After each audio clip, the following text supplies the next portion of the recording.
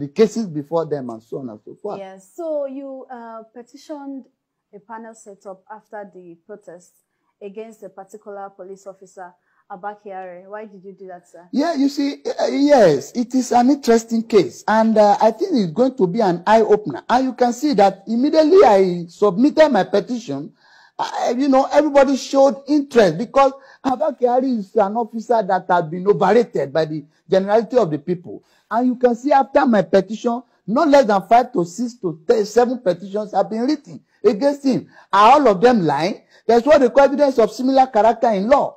Now, when you look at the way things are carried out, you will see that one way or the other, in the Elsac of rumor, truth lies somewhere. So, we have done the petition. He has said, oh, the guy is a criminal, the guy is a fraudster.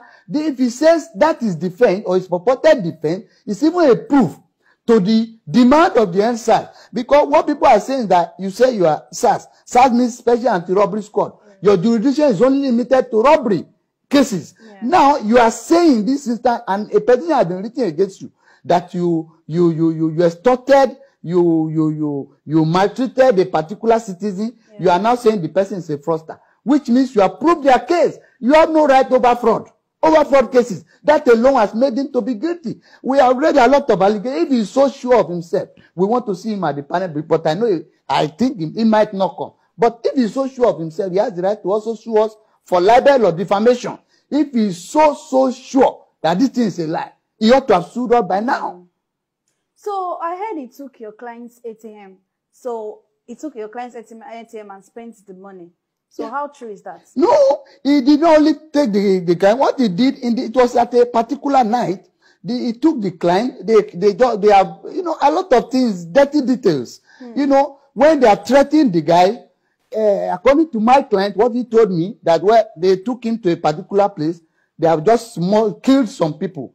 He joined about 3 or 4 people to pack dead bodies into the car, which they deposed at night. Now, when he has seen that, they now say, call your wife now and tell her to disengage your lawyer. We want to help you to settle this case. Let them come so that we can settle this matter. When the wife now called me around 9:30 in the night, that sir, the police called me and said, this is that. I said, that they said I should not call you, and my wife was crying that I should not bring lawyer. That what do you think will happen? I said, police must have been torturing him. So, and what will happen? When he got there, exactly what I said was what happened.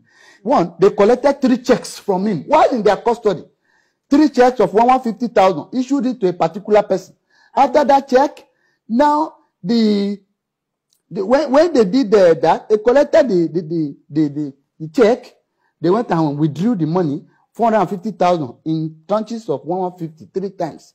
Now, after that, they took his ATM, collected the password under duress, took it to the various withdrawing centers, withdrew the money. We have all the evidence. Now, they have done all this to the guy. They collected. Later, the guy called, I visited him. I said, then they now took him to another bank. On getting to the bank, they say, oh yeah, unfreeze this money. This is Mr. Obi. He's the owner of the money in your account. Transfer the money to him. The guy said, I have not met this man before. Yes, they say you cannot know him, but it's his money. You understand? He transferred the 41 million naira to the guy's account. Who joined in packing the dead bodies? My client, Mr. Hafiz Majid. And you can see the account the guy gave was similar to the account given by one woman in Enugu, that they killed her husband and asked her to go and marry another person. There are the incidences of that. I can tell you there are a lot of incidents like that. Which were true. Yes, if they are sure that we lie, let them sue us for libel or defamation.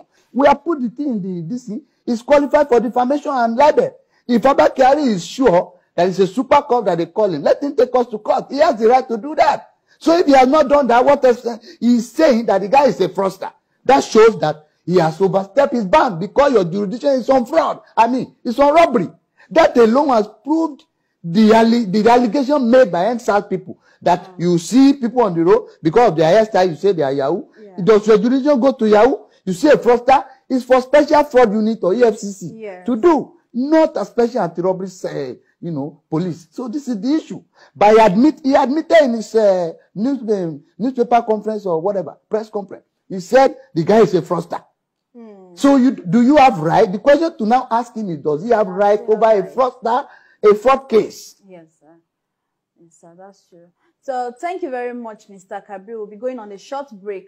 So join us. We'll be right back. Stay tuned with us.